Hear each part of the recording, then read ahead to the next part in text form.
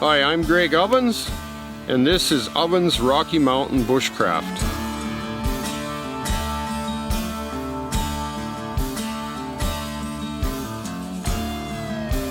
There we go. Oh. I'm on my way up north towards the Yukon border, northern BC. Moose hunting. Boy, I really hope to get one. I've got some time. It's any bull in the regions I'm going to. Because around home, you know, it's very, very rare to see a 2-point spike bull moose. I mean, once in a while you do. Usually out of season, of course. So I'm making a long journey to hopefully get a bull moose.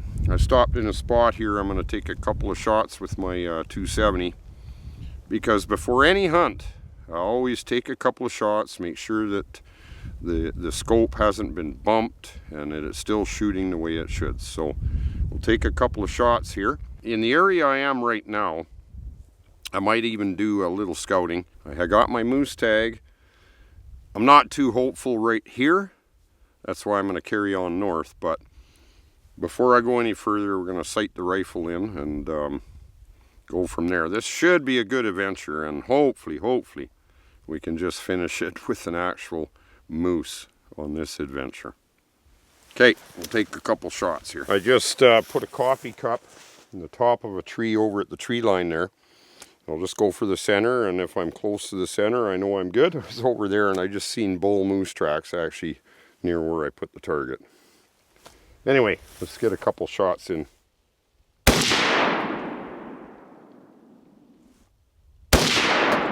Well, I seen the cup fall off the tree. That's a good sign. That seems pretty good at that distance. I was a little low, nicked the bottom. Very, you know, sideways perfect. And then one was dead center just about. You can see it there. Just about dead center. So I think we're good to go. I'll just show you this bull moose track. To me it looks like a young bull. I don't know if you can see that well, but you've got the big impression here down in the mud. And back here, there's 2 points. 1, 2. That's how you can tell a bull. Good morning. I'll tell you what I did yesterday. I decided to drive up here to a unit where it's any bull. I just got here in the dark, so I set up. Just getting up. I'm going to go scouting. I came about 6-hour drive north of where I was, because there it has to be a 2-point bull, and up here it's any bull. And I'm going to scout out for a couple days around here, and then just keep heading north if I have to. And last night, surprisingly enough, it rained. Okay, we're in the middle of October and it was raining. It rained all night. I would have thought it would have been snow by now up here, and so that was surprising. Actually, a little bit of snow wouldn't be a bad thing for me, just because it'll help me see fresh track. And for those of you that maybe want to know how to sight in your rifle properly, you don't set your targets at like 100 or 200 yards. I sight mine in at about 25 yards, which means it should be bang on at 100 yards, and it should only be 1.5 inches low at 200 yards, and that's good for me. I don't plan on 300-400 yard shots. So, and that way you can sight in properly, because you got to take into account the trajectory. Bullets don't go straight. They rise up and then they rise down at a certain distance. So I've got mine set for about 125 yards bang on. So that's how to sight in. Let's go and do some scouting. I've been looking for tracks coming to spots like this where moose should hide out. I haven't been able to find any tracks yet. It's raining out, but that doesn't affect the moose. They don't care.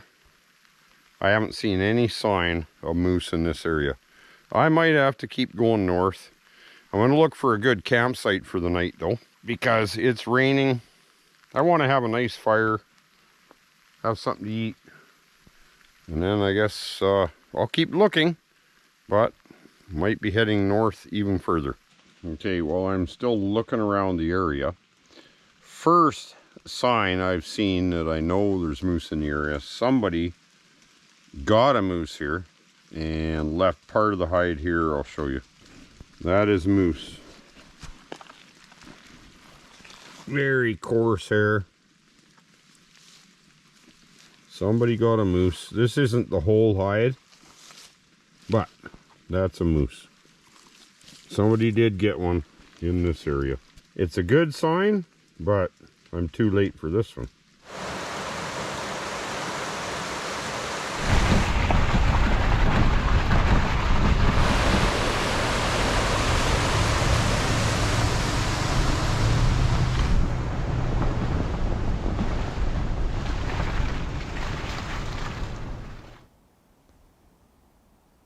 Well, I got to another campsite. You know, I'm checking for moose sign. I'm just not seeing any tracks in the soft dirt, nothing. We're way on this back road, like quite a ways in the bush. Here's part of the problem. Man, the days are getting short quick. And this far up north, I think I'm only 400 clicks from the Yukon border or something. I'm telling you, like it's not light till almost 9.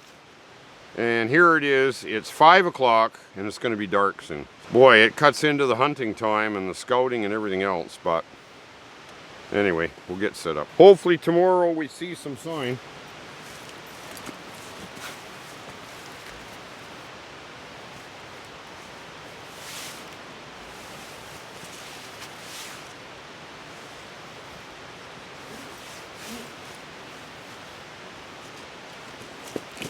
Sure it's gonna not sag too much.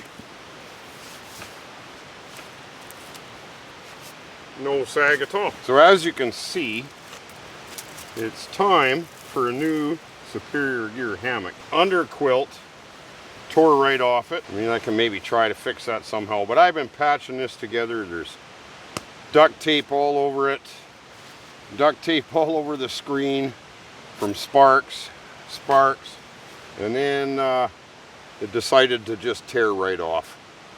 It didn't affect the hammock itself, which is here, but the under quilt is just all hanging now from this end. I still like this hammock, but it's getting beyond repair, to be honest. It is.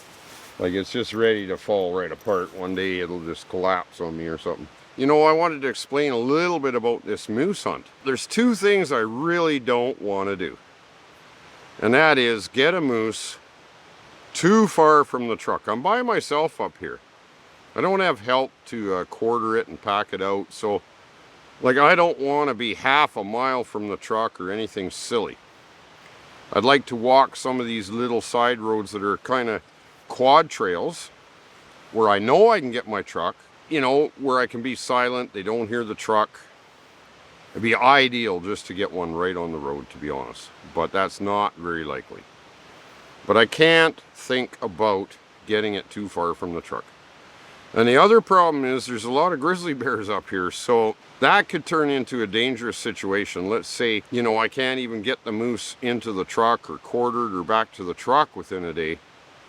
And what if a bear finds it?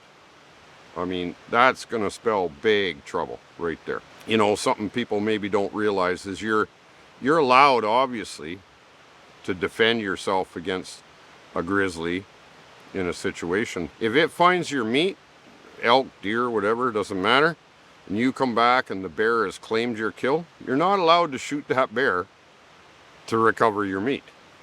Grizzly bear hunting has been banned in the province for years and years. Even guiders, you're not allowed to guide. There's absolutely zero hunting of grizzly bears unless it's self-defense. And it's not considered self-defense if you shoot the bear to try to recover your meat. So, but that's not even the big worry. The big worry is how dangerous a bear that has found a kill can be. They will protect that kill to the death. And I remember a story of a couple of hunters years ago that got an elk, and then they went back to get the quads and some help to get this elk out, or the one guy brought a friend. Both of them were attacked and killed by the grizzly because it found the kill. And actually they shot the bear twice. I think it was a 300 Magnum and a 270 or something. The bear had been shot twice, but still killed them both. I remember that story in because I buy these books about grizzly attacks and bear attacks, and actually this was in the area that I live in, and actually it was up the Palliser River. And I actually know people that knew these people, even though I didn't know them personally. We'll get some firewood, get a fire going. I've got a pork steak to cook up. And tomorrow we'll get on some real scouting and really check around. The area looks great, but I just haven't seen any sign yet.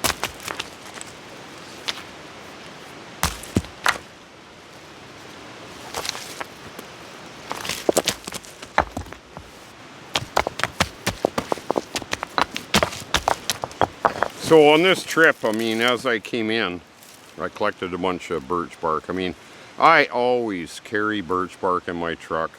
Whenever I see it, I collect some. It burns longer than paper or cardboard. I mean, that's the way to go, but everything is wet. It's been raining and then we got a bit of snow. But birch bark, I mean, it just is the best, really.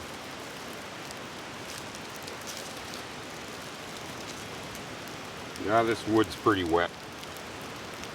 It'll dry out. I'm out scouting. It rained all night. The dirt, I came to this clearing that's been logged not long ago, and I found 2 sets of bull tracks. There's 2 young bulls traveling together. I'll show you the tracks. They came through here. There's a set of tracks over there, and there's a set of tracks where I am. And these are bulls. So, we're on to something. I think I'll set a trail cam up here. But I also found 2 sets of bull tracks about 200 yards down. It'll be the same 2 bulls. They're traveling together. And this is encouraging. And it's supposed to snow in the next day or 2. But if I can get this on trail cam, then we'll see what time. This looks like maybe early morning, because it's been raining all night. It quit early morning, so probably just before light. And I can see where they went up the bank on the other side. I'll show you. This is the one track. And again, hopefully you can see it. You can see the divot,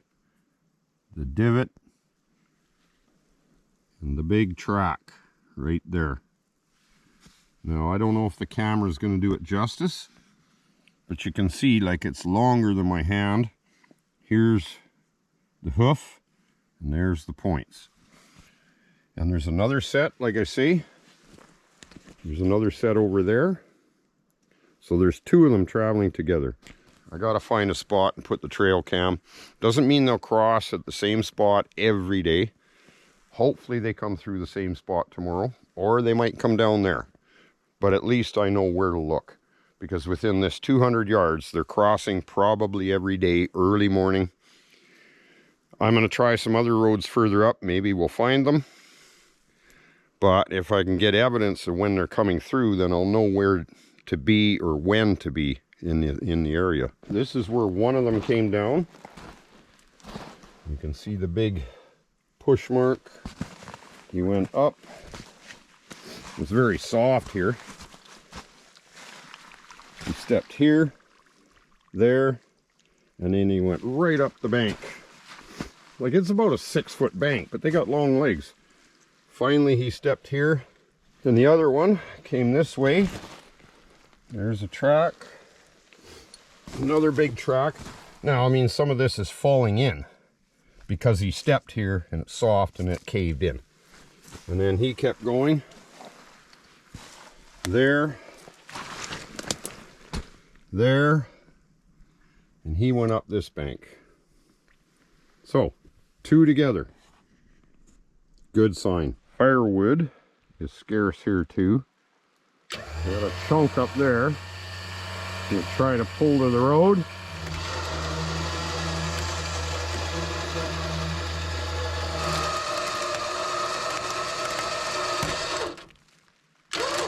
Fair enough. Okay, well, camp is just back here. I'll just, I turned around. Just try to pull this big log. I can cut it at camp, and I got lots of firewood for a few days, obviously. Not sure what kind of wood this is, but it should do.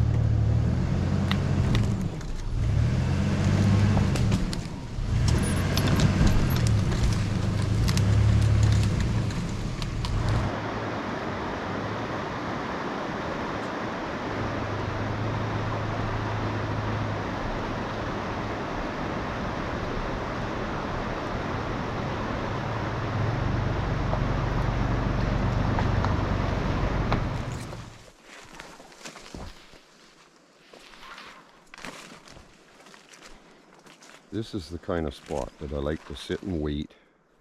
It's a typical spot, that little swamp down there. Not far from the truck, like 100 yards. If I got one in a little spot like this, it'd be ideal. So I gotta check more of these little spots for sign that they're hanging out or coming across these, and then sit and wait and watch. What I do, I drive slow if I'm in the truck into the clear cuts where I might have a chance, but they'll probably hear the truck coming, so I like to walk a lot of these roads that I can drive quietly in the mornings. That's what I'm doing. Well, no moose again. Actually, a couple of hunters came by just a while ago, and they said, well, they saw a grizzly bear just up on the road about 600 yards from where I am. So I think I'll be keeping Finn out tonight as a precaution. Hopefully he doesn't get the idea to come into camp. I mean, I'm gonna cook on the fire, but try to keep things where there's not a lot of scent. I did have some success today. I got a grouse. Hopefully you can see it in this lighting. It's almost getting dark. Got a grouse, but I'm telling you, it's just, I spent a lot of time walking the roads, driving the roads and walking the roads. But now that I heard about this bear, I'm a little reluctant or leery to want to walk the roads first light, because now I know he's right in the area. That's the way it goes. I'll sit by the fire here for a bit before bed and contemplate if I want to walk the roads early in the morning or not. It's foggy usually too in the morning, so that's another thing. Your vision is not the greatest until the sun burns the fog off. So I don't know, I'm just a little spooked to walk the roads now. Oh, great.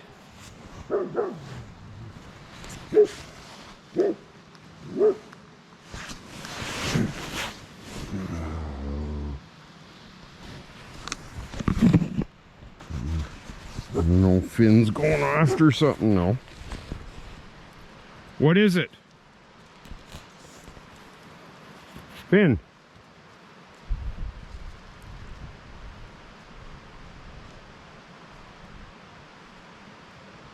I don't see anything. This is unnerving. Okay, come back here. Finn! No, stay over here. That's dangerous. Stay here. Stay here, please. Okay, lie down. You gotta stay here. 3 times now, Finn has gone off. We're not gonna get any sleep here. It's probably that bear that I was warned about. But, boy, I don't know. One more time, I think we'll be in the truck. What do you keep hearing? Okay, well, if he goes off again, we'll just both go in the truck. It's not safe then. My morning coffee going. It's about 6:30. I got an hour and a half before light, but gotta have my coffee in the morning.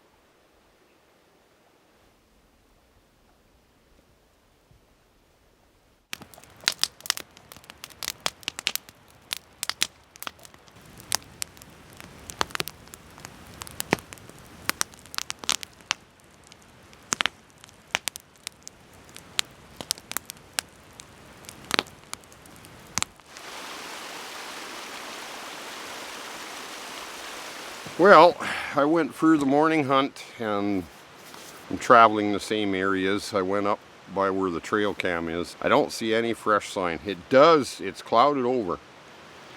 And I mean, it's cold out, so chances are we will get snow. I've been having success this morning though, getting some grouse. I got 4. So I mean, that's kind of nice. I can do a nice grouse dinner. And but something interesting I'll show you. You know, these are all of these are rough grouse, but you know, there's differences between the grouse. I'll show you. It's kind of interesting. So a lot of them are like gray feathers, and then on the neck feathers are black, like jet black here. And then there's a red phase, which has got light rusty colored feathers here. And look at how the neck feathers are like that rusty reddish color instead of black. So just an interesting little fact. Gonna go out for an evening hunt again. Some snow would help. And I think I'll give it another day in this area and then maybe just try another spot again, because I really am hopeful. I don't want to be disappointed and not get one. But if worse comes to worse, I mean, it's an area I haven't been to, so you get to see some scenery that I haven't been to on the camera. You get to see a different area. And I've been getting lots of drone footage, so probably at the end of this video we'll have a montage of drone footage. You can see some of the spectacular scenery in the area. Right on. Well, I'll deal with these birds and get that done before the evening hunt, and then we'll head out again. I threw him a piece of my grouse. He'll probably get it. You stay there, Finn. I'm trying to feed this bird and he doesn't, I don't know what's going on. Maybe he's cold or... I'm right up to him. Never seen that before. I got within like 2 feet of him. He didn't take the cracker though. He's right there. Not far from me. Something wrong with you, buddy? I'm here to help you. Here. Have some grouse. Want some grouse? It's okay. Here. Have some grouse. And he flew just right there. This is strange, but he's holding his foot. It's like he wants me to look after him. But I'll leave the grouse there. Maybe he'll come and get it. Okay, he went and landed on the branch I put the grouse on. And he got it. I gave him a thigh. He seems to be favoring one foot. I don't know if he wants help or what. But he ate that grouse. So we helped him out. I'll try to give him another thigh of the grouse. See? He's eating the grouse. Nice. But man, to get like within 2 feet of a bird like that, Finn kept chasing him off, but I'll give him some more. I made him a little bed there. He's coming to it, because I think his feet are cold for some reason. I put a piece of grouse in there, and maybe he'll realize I gave him that bed to keep his feet warm, and he might spend the night there. Be interesting to see. And he's hungry, but seems to be cold. And it's been cold. Like 15 below at night. So I made him a bed out of some shirts and some styrofoam of mine. Never been that close to a hawk. Finally a couple of moose on the highway.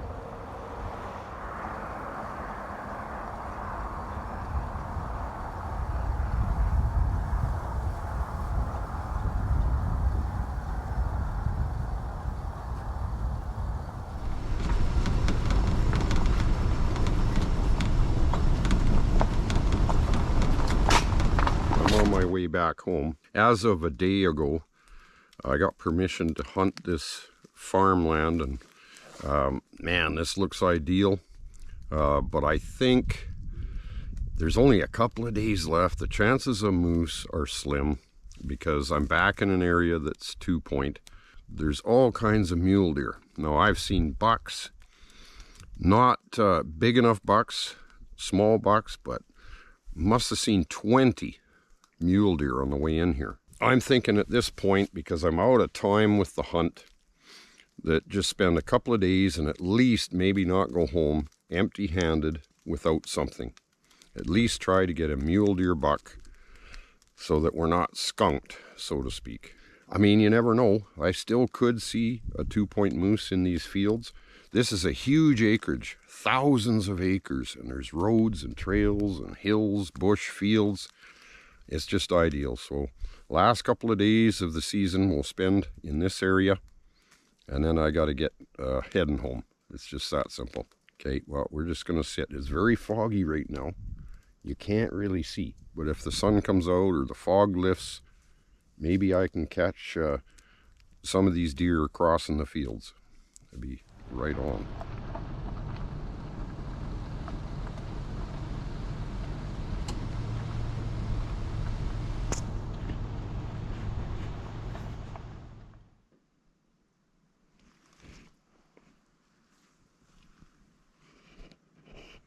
I didn't see anything in the fields, okay, except for some does. So I came back out here to the bush. There's a bit of snow on the ground. And I always check for tracks. I haven't seen much for deer. I mean, I've got deer tags, muley, whitetail, moose. I'm on this little road here with some snow. And here's some big grizzly tracks. I'll just show you in the snow here. There's big grizzly tracks. I've been walking this road. I mean, this is big. So, pretty big bear. And it's grizzly. Yeah, look at the size of that track. It's basically as long as my boot. That is a big bear. Just having a lunch break before the evening hunt. One for Finn, one for me. I'm cooking treats, Finn. Cooking treats. Oh, you got a stick, eh? Come on, drop it, please. Can you drop it? Come on, drop it, please. Let me have it.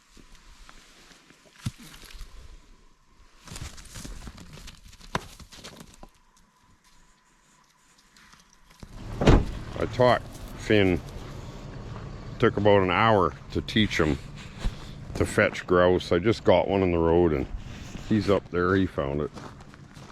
Where's the grouse, Finn? Where's the grouse? Good boys, you got the grouse. Good boy. Good boy, you found the grouse.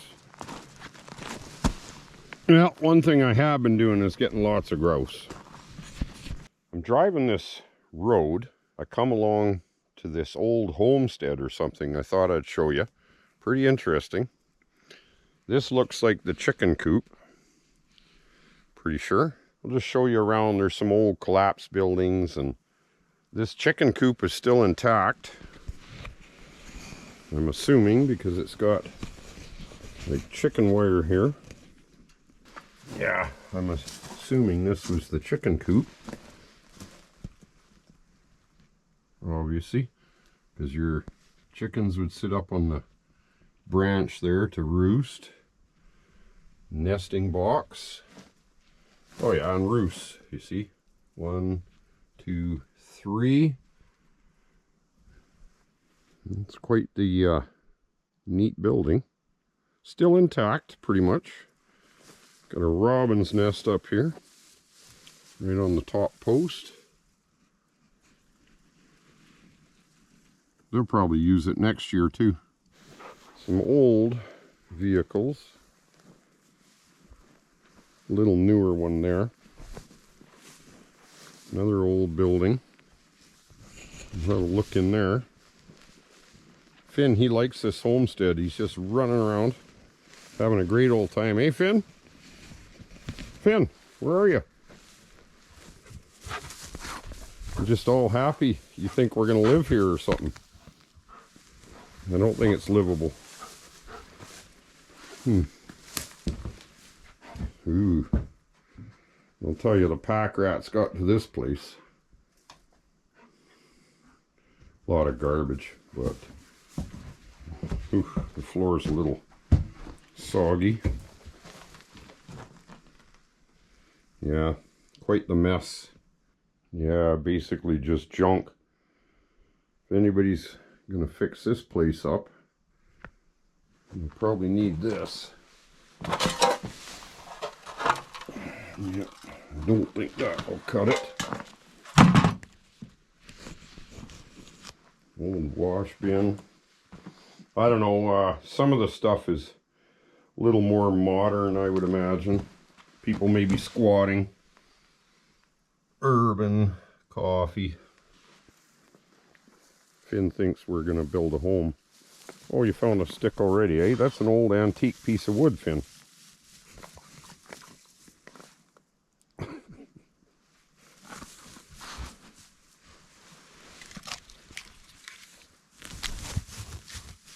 Old hood from a Volkswagen.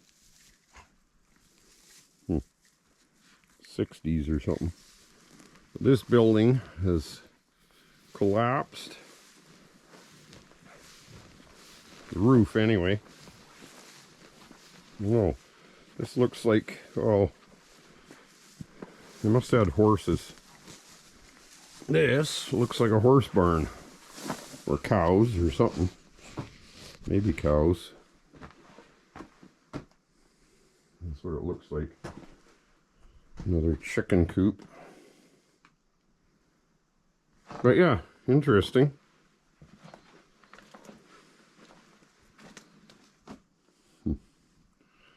Roof doesn't look that stable. Interesting. An animal barn of some kind. Probably different types. Cows, horses, whatever. Nothing like relaxing in the great outdoors by a fire. And this is all safe.